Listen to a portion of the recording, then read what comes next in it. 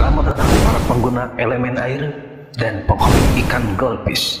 Di channel ini saya akan membagikan tips dan trik, eksperimen, dan review produk dunia air. Sebelum lanjut, jangan lupa tekan tombol subscribe-nya, like, dan kalau bermanfaat silahkan di-share. Oke, lanjut gas.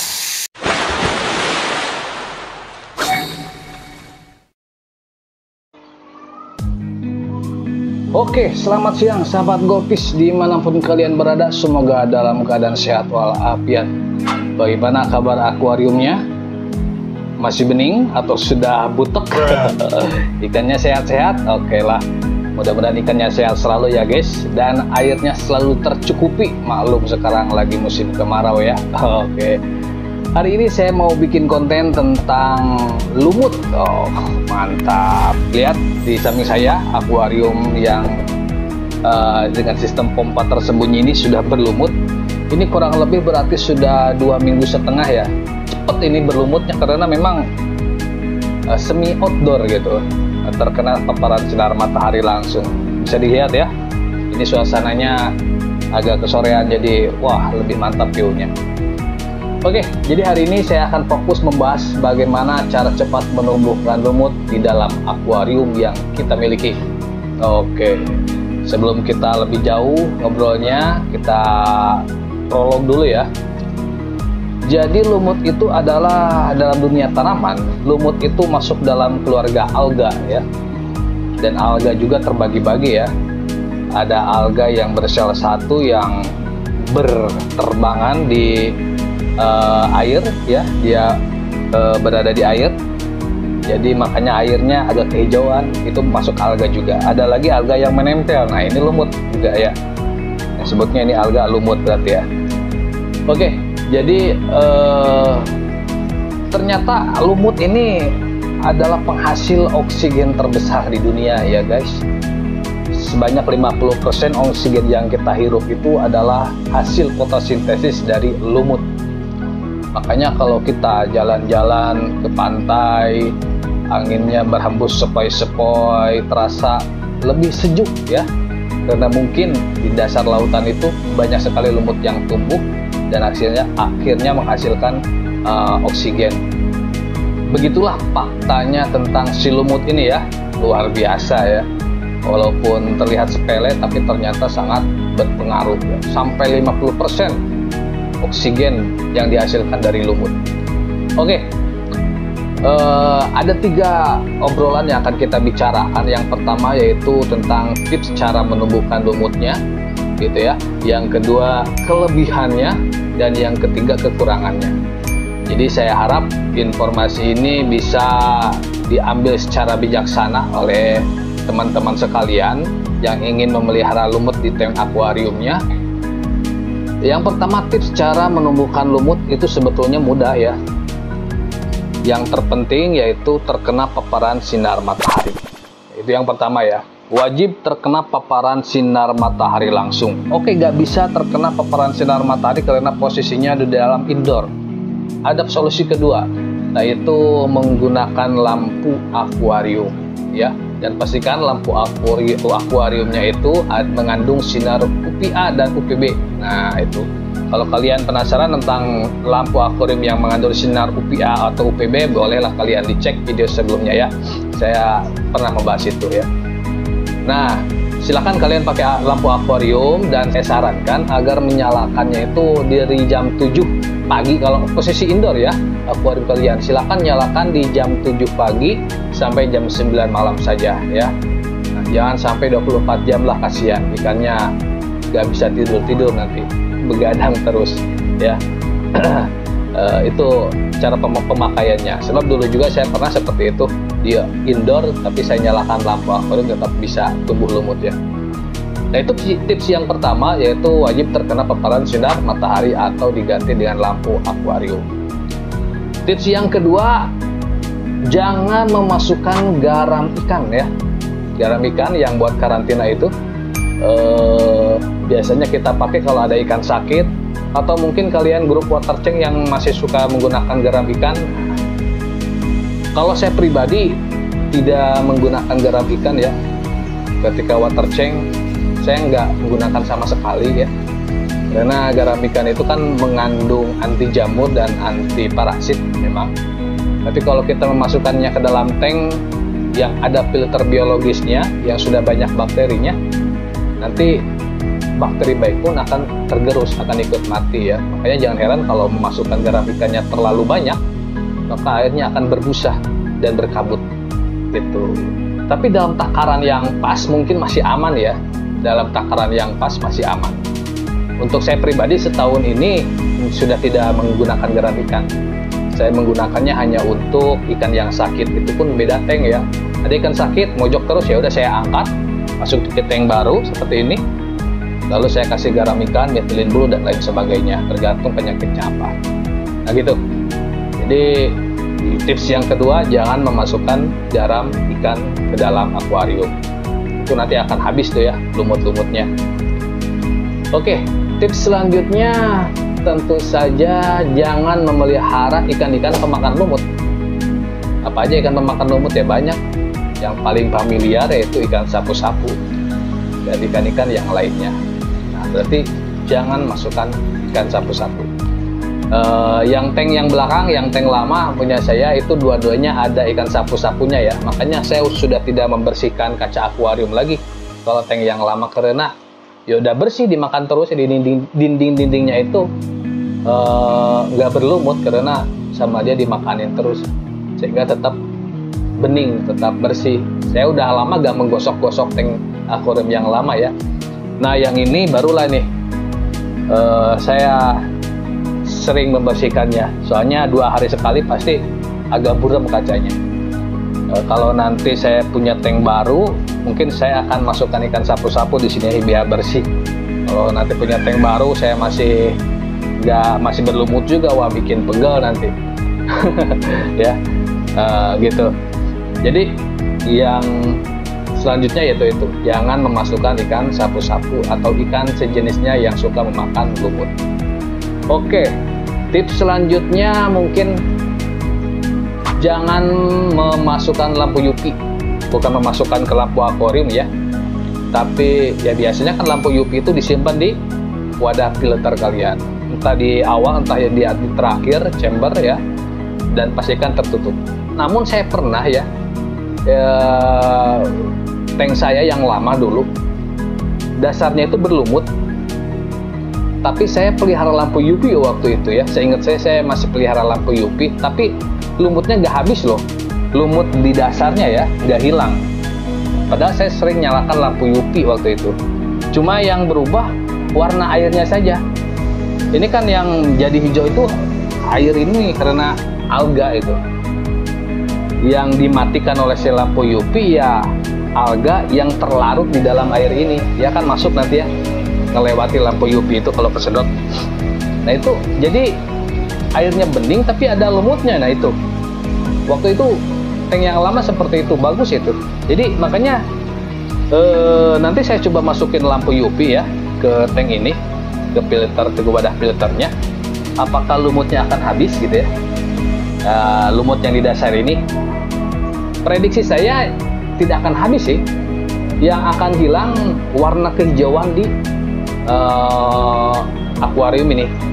Jadi air yang berwarna kehijauan ini mungkin akan hilang, jadi lebih bening, sebening kristal.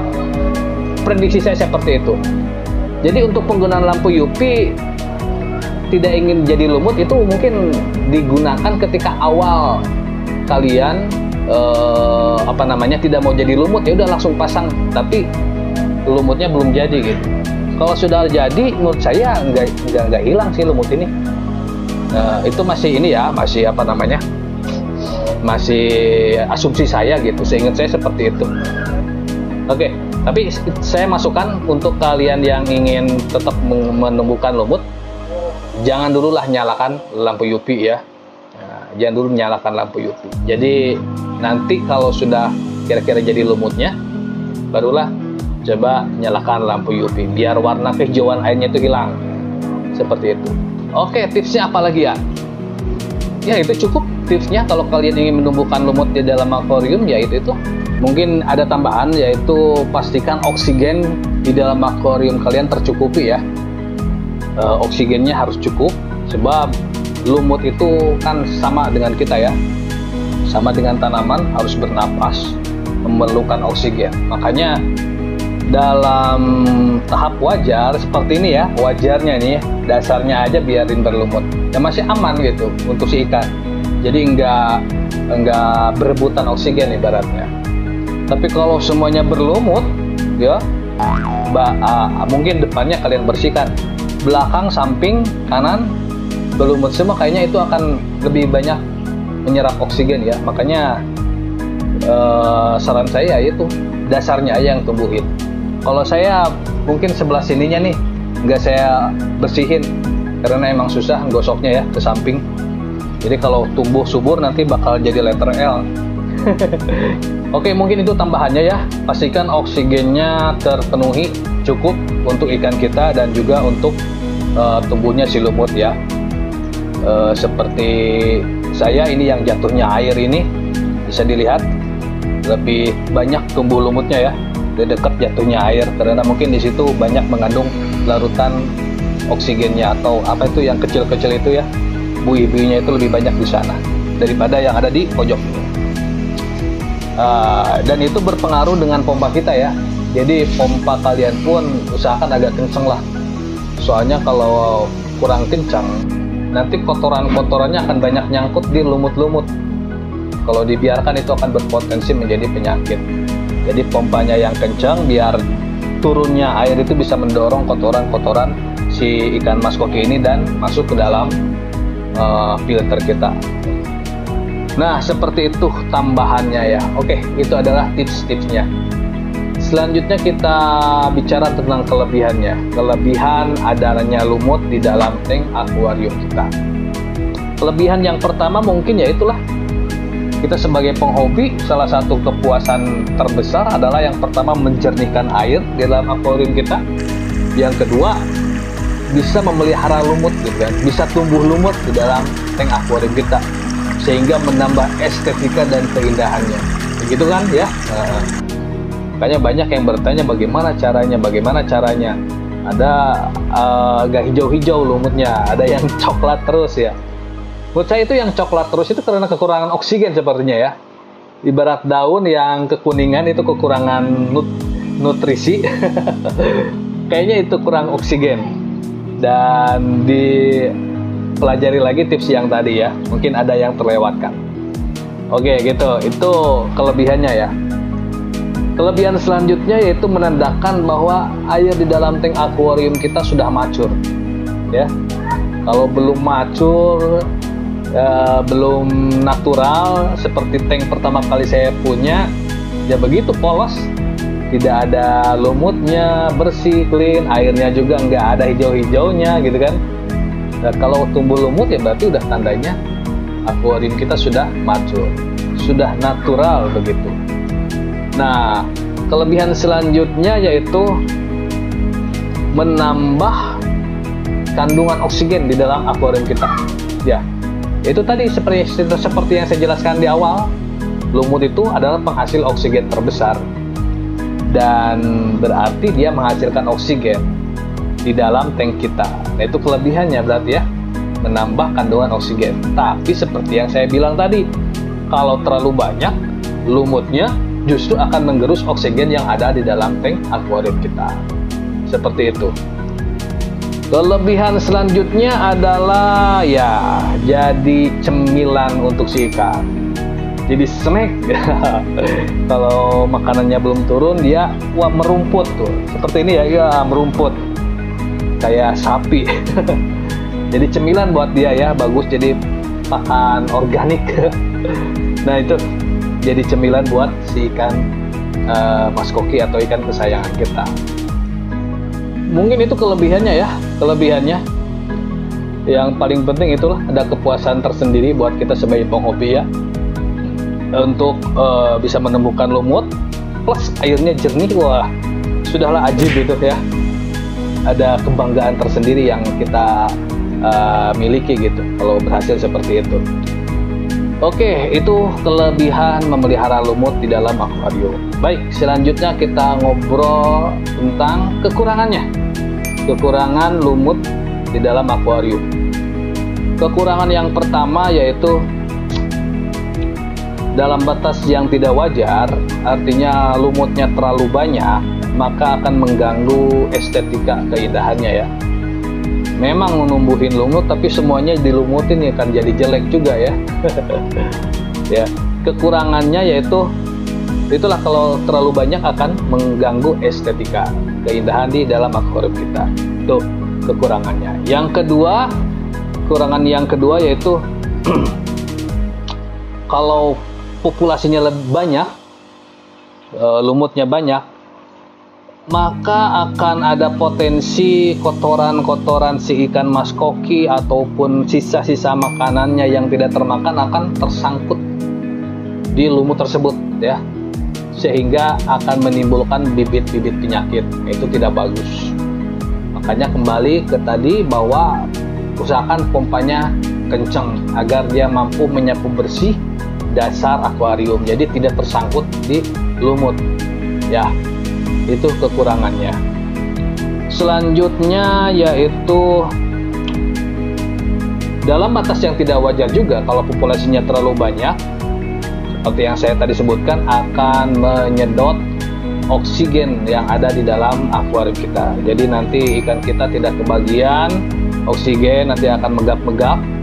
Seperti kita berada di ruangan tertutup banyak orang, kita berebutan oksigen ya, seperti gimana rasanya, seperti tercekik gitu ya. Nah, dalam batas yang tidak wajar seperti itu, jadi pastikan lumutnya kalian harus selalu bersihkan.